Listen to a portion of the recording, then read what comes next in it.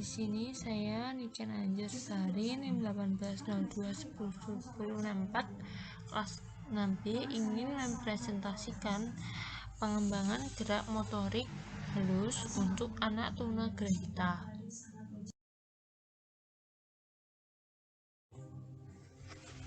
Di sini saya akan menjelaskan latar belakang masalah anak tunagrahita mengalami hambatan dalam perkembangan mentalnya, sehingga berdampak pada seluruh aspek kehidupannya, yang menjadikan mereka mengalami ketergantungan pada lingkungannya. Motorik halus adalah gerakan yang melibatkan bagian-bagian otot kecil seperti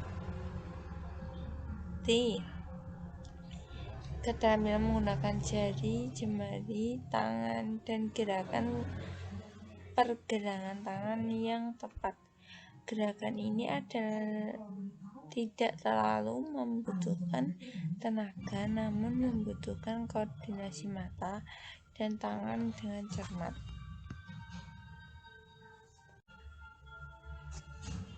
Saya akan melanjutkan membacakan latar belakang masalah.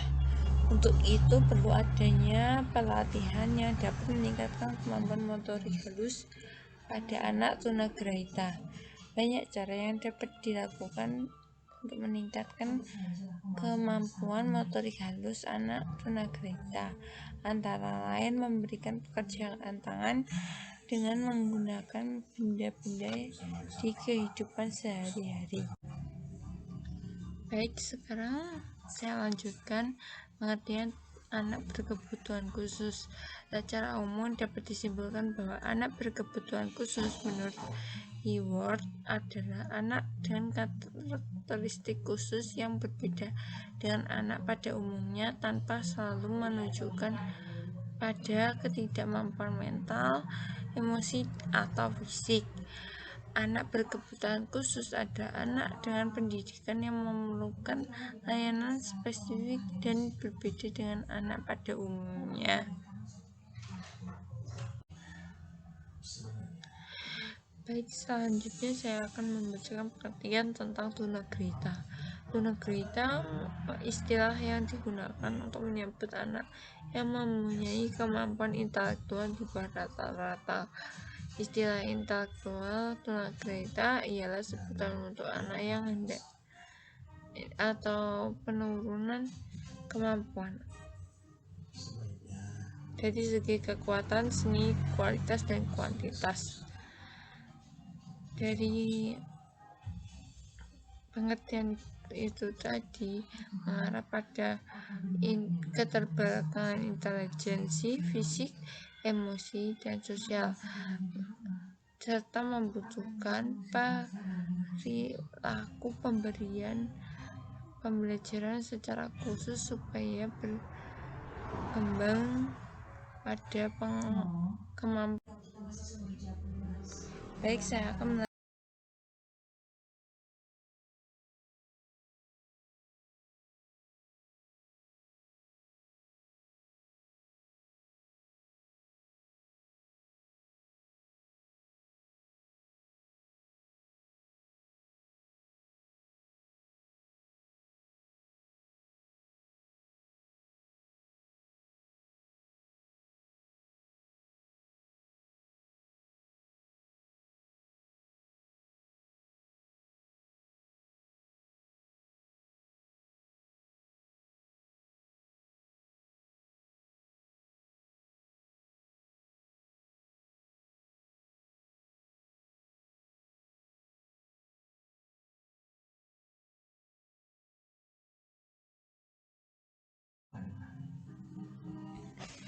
Di sini saya akan menjelaskan faktor penyebab tunagrahita. 1. Faktor keturunan. 2. Faktor metabolisme dan gizi. Yang ketiga adalah masalah pada saat melahirkan. Kemampuan motorik halus pada artinya dapat diartikan kemampuan seseorang untuk melakukan kegiatan yang berkaitan dengan pengendalian gerak dan kemampuan pemusatan perhatian. Semakin muda usia anak, semakin lama waktu yang dibutuhkan untuk berkonsentrasi pada kegiatan yang berkaitan dengan kemampuan motorik halus. Melihat dari pengertian kegiatan motorik halus terdiri dari mengecat botol, mencoret-coret di kertas, menggelindingkan benda. Hal yang harus diperhatikan ketika proses pembelajaran berlangsung adalah setiap bagian dari ajar yang diajarkan satu persatu dilakukan secara berulang.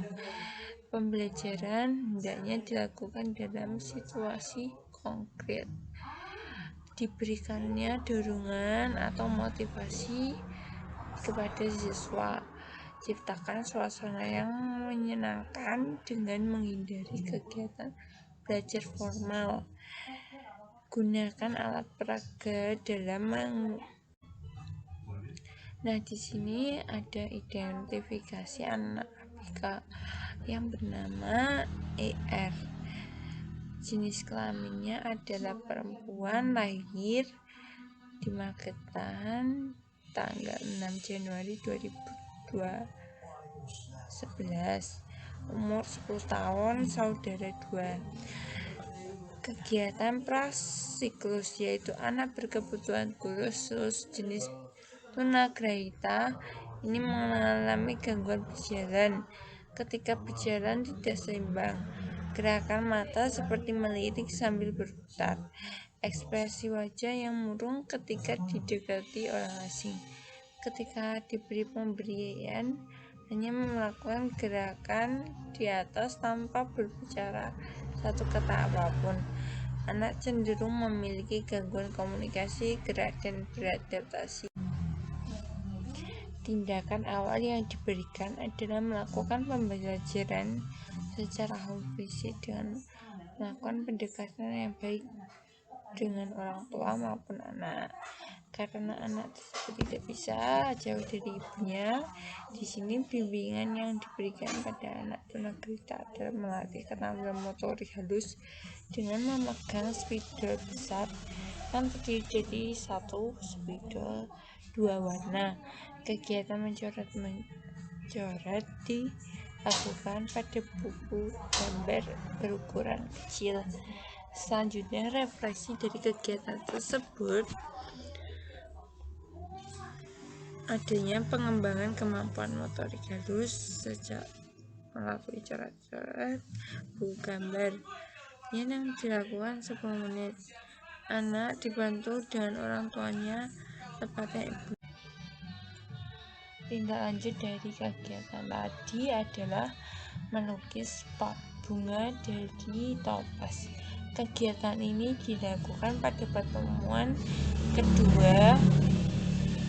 Kegiatan melukis pot bunga dilakukan secara home visit dengan waktu 15 menit. Waktu yang digunakan sedikit lebih lama. Anak didampingi oleh orang tua dalam melakukan kegiatan melukis. Nah, di sini kegiatan yang ketiga yaitu mengenal nama-nama buah. Kegiatan ini dilakukan pada pertemuan ketiga dengan waktu yang kegiatan dibedakan menjadi dua, yaitu kegiatan mewarnai pot bunga dan kegiatan mengenal nama-nama buah. Kegiatan mewarnai bunga sebelum melakukan pembelajaran, anak tersebut mengatakan makan sambil membawa tempat makannya.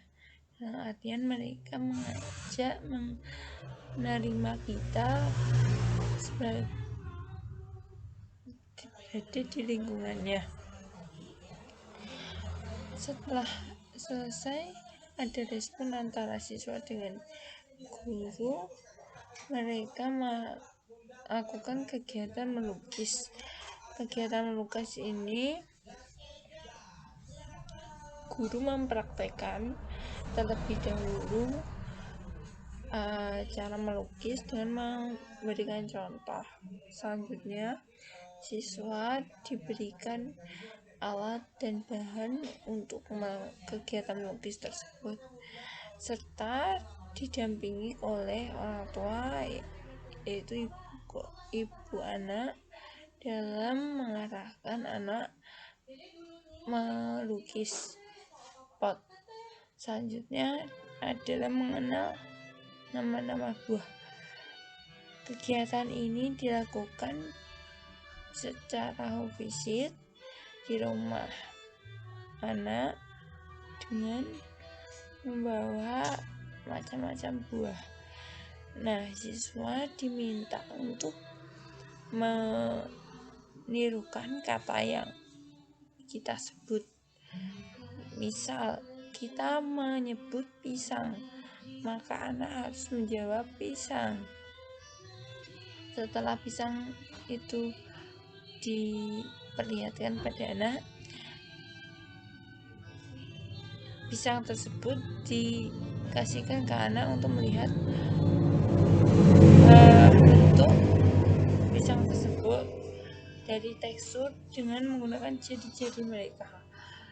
Nah, ketika anak menyebut nama melon,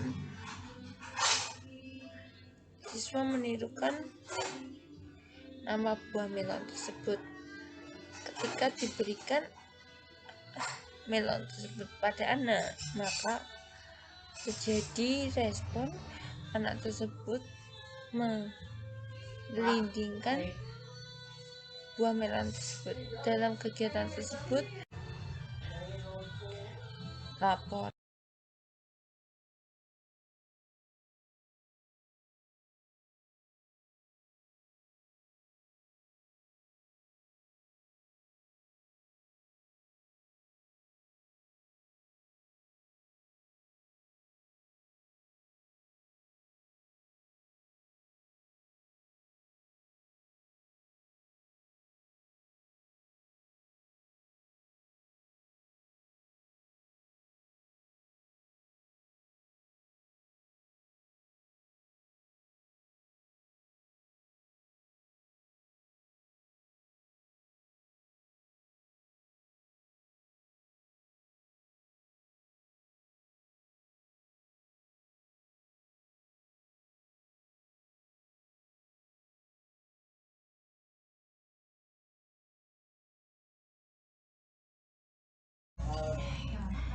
penjelasan temuan. Anak tunagrahita memiliki gangguan gerak, sosial, komunikasi, masalah belajar.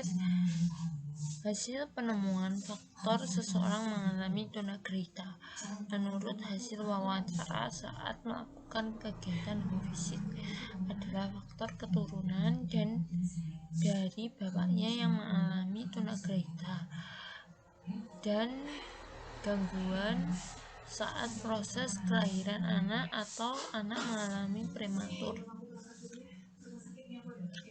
Kondisi anak yang ditemukan adalah anak mengalami putus sekolah, dalam artian mereka sudah masuk jenjang TK dan sekolah dasar, tetapi mereka seharusnya masuk ke dalam sekolah formal, yaitu sekolah luar biasa atau SLB. Karena faktor biaya dan ketika mereka sekolah, orang tua menunggu mereka di dalam kelas. Orang tua juga ikut belajar dalam proses pembelajaran. Mereka memiliki ruang gerak yang sempit karena keterbatasan fisik, yang anak sehingga terlihat aneh. Mereka hanya ingin berbicara dengan ibunya saja. Jadi ketika mereka berada di dekat orang lain, mereka menjawab pada ibunya, bukan menjawab pada orang yang ditanya. Dan ketika